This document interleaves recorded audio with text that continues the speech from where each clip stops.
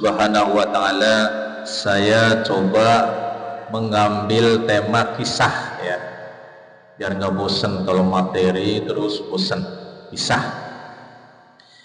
Kisah ini terjadi di zaman Nabi Musa alaihissalam. Pada suatu hari ini, di zaman Nabi Musa itu ada seorang wanita cantik ya. Wah, cuman wanita ini lagi diselimuti duka cita yang mendalam. Terlihat wanita ini berjalan terhuyung-huyung, terhuyung-huyung, pakaiannya serba hitam. Kemudian terlihat dia dalam putus asa. Wanita ini,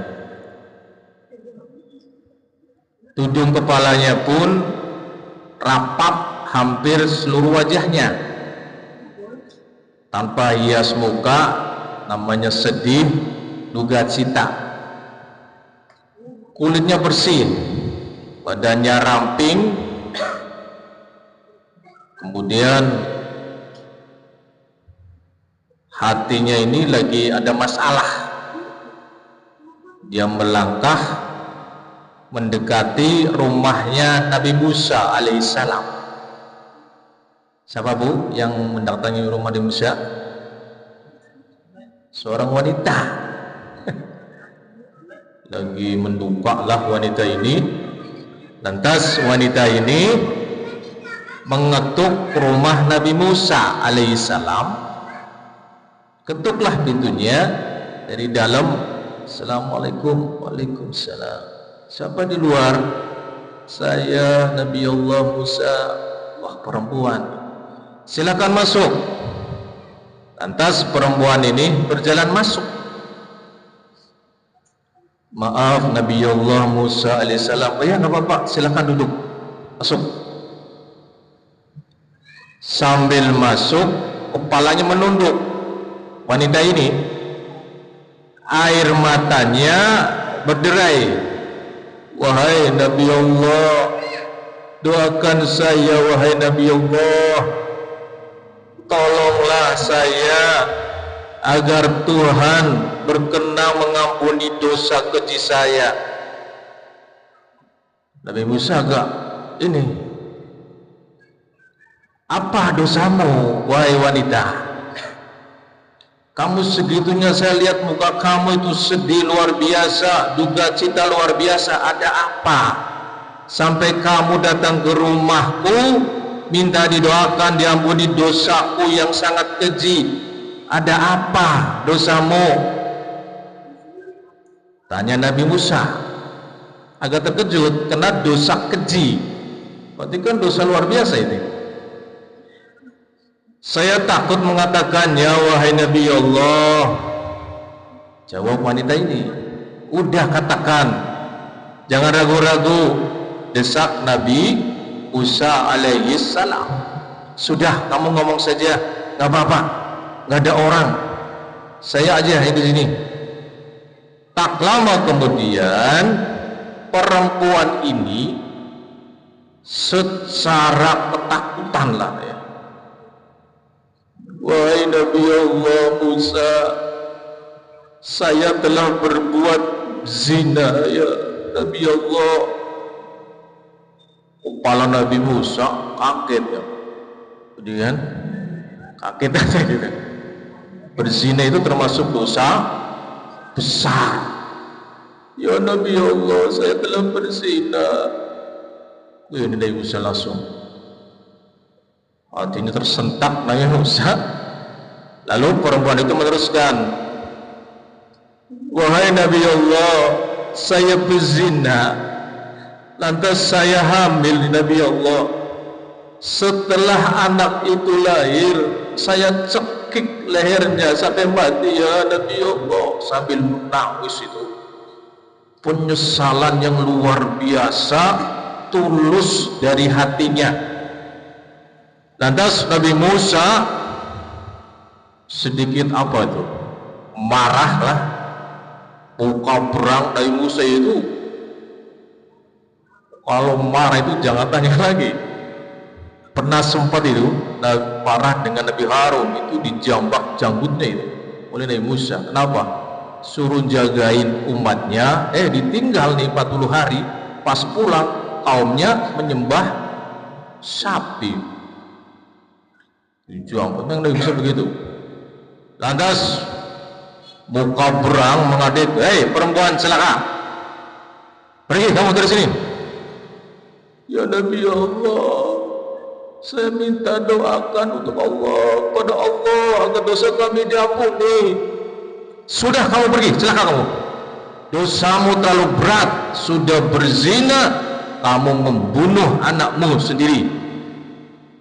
Lantas perempuan ini pun, pergi kamu, agar siksa Allah tidak jatuh ke dalam rumahku karena perbuatanmu. Pergi, teriak Nabi Musa sambil memalingkan muka karena jijik melihat perempuan ini. Dosanya berapa, Bu? Berzina dan membunuh anaknya sendiri. Pergi, ada azab Allah menimpa rumahku ini gara-gara kamu datang ke rumah saya. Pergi. Perempuan ini kira-kira gimana, Bu, perasaannya, Bu?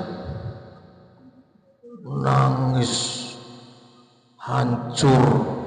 Satu-satunya Nabi Allah, Nabi Musa yang bisa diharapkan untuk memohon kepada Allah Subhanahu wa Ta'ala untuk mengampuni dosanya, begitu marahnya, hancur itu ya, bagai kaca membentur batu loh, pecah. Lantas sambil menangis terangguk-angguk itu, keluarlah perempuan ini dari rumah Nabi Musa. Baik Nabi Allah, sambil nangis penyesalan luar biasa, keluar tuh. Nabi Musa kan kalau bentak kenceng itu, keluar kamu banyak dosanya, keluar. Keluarlah perempuan ini sambil menangis. Para jamaah rahmati Allah Subhanahu wa Ta'ala, dalam rapat tangisannya ini, si perempuan ini bingung, kemana lagi saya, ya Allah, saya hanya mengharapkan Nabi-Mu, ya Nabi Musa alaihissalam, bila enggak terima ya Allah.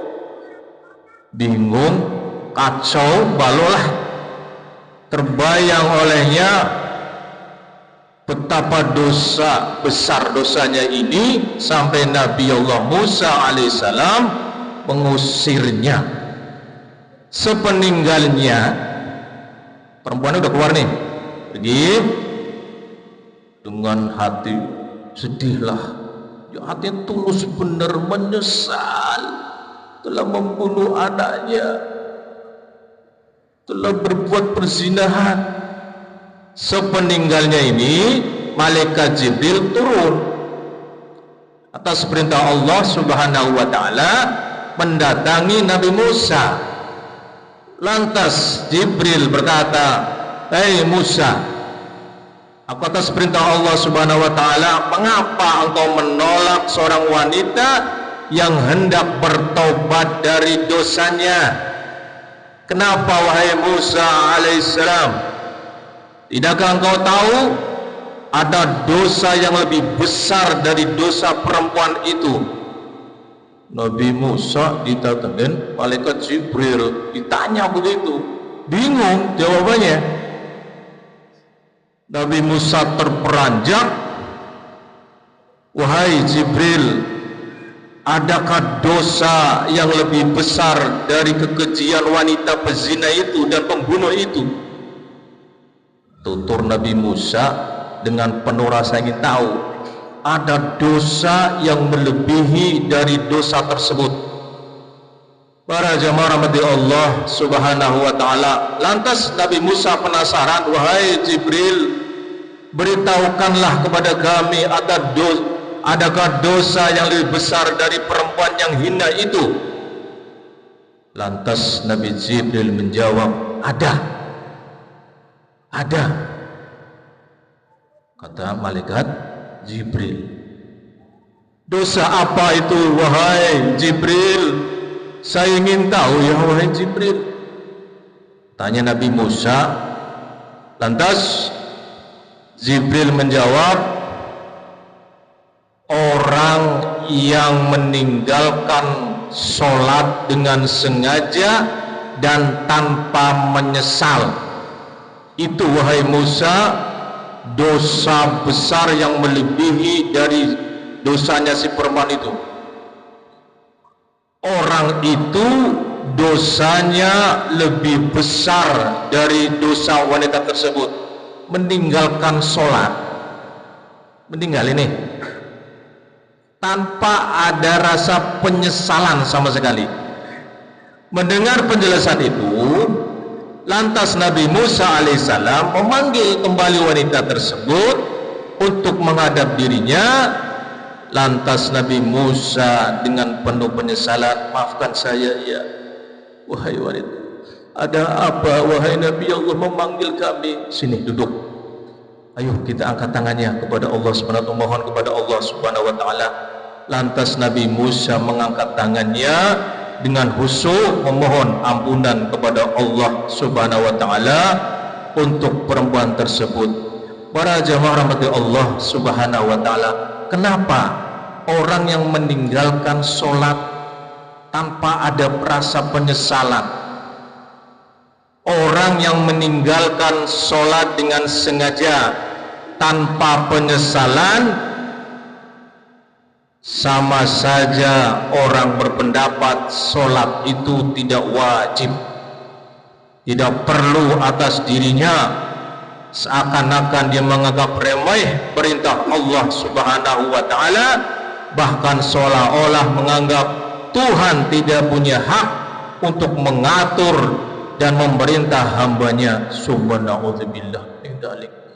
Sebegitunya ketika orang meninggalkan sholat tanpa ada rasa penyesalan, itu dosanya itu melebihi dosa perempuan itu. Para jamaah rahmat Allah subhanahu wa ta'ala, saya coba tutup dengan surat Al-Mudaththir. Dalam surat Al-Mudaththir ayat 42 sampai 46, A'udzubillahi minasyaitonir rajim. Bismillahirrahmanirrahim. Ma salakakum fi saqar. Jadi orang penduduk surga itu ya ngobrolin tuh tentang orang-orang yang berdosa, lantas nanya pada orang yang masuk neraka sakor ini, ma salakakum fi sakor. Wahai orang yang berdosa yang masuk neraka sakor, apa yang memasukkan kamu ke dalam neraka sakor? Qalu lam naku minal musallin. Jawaban yang pertama yang dijawab oleh ahli neraka ini apa? Lam naku minal musallin. Mereka menjawab, kami dahulu tidak termasuk orang-orang yang mengerjakan sholat. Ini pertama ini. Makanya kelihatan Rasulullah sampai pernah menyampaikan, benang merah bedanya antara orang muslim, orang mukmin dengan orang kafir, lihat sholat apa enggak. Kalau dia enggak sholat, beriman tapi munafik, fasik. Qalu lam naku minal musallin. Jawaban pertama mereka menjawab, kami dahulu tidak pernah mengerjakan sholat. Yang kedua, hati-hati nih, walam naku nut'imul miskin. Kami dulu tidak pernah memberi makan orang miskin, mampu secara materi, tapi dia lihat orang kesusahan, kesulitan, bodoh amat, urusan masing-masing. Jangan begitu, kena ini neraka sakor. Walam naku nut'imul miskin. Sehingga jelas tuh Al-Ma'un, ara'aital ladzi yukadzibu biddin. Bohong dia punya agama, membohongi agamanya. Apa itu? Fadzalikal yad'ul yatim wala yahuddu ala ta'amil. Hati-hati sama orang miskin. Kalau kita mampu, tengok kanan kiri, bantu. Kalau kita mampu secara materi, jangan bodoh amat. Nanti diklaim oleh Allah, bohong, kamu bohongi agamanya. Sama orang miskin, kau bodoh amat, padahal kamu mampu secara materi. Para jamaah rahmati Allah Subhanahu wa taala, mudah-mudahan kita semuanya, keluarganya, anak keturunan kita, ya. Saya pernah menyampaikan, sering-seringlah membaca doa Nabi Ibrahim. Hafal kamu? Rabbi ij'alni muqimas sholah wa min zurriyyati, ya Allah, jadikan kami ya Allah pendiri sholat ya Allah, wa min zurriyyati. Coba bareng. Bismillahirrahmanirrahim. Rabbi ij'alni muqimas sholah wa min zurriyyati. Sekelas Nabi Ibrahim alaihissalam baca doa itu, apalagi kita banyak dosa, sering gibahin orang.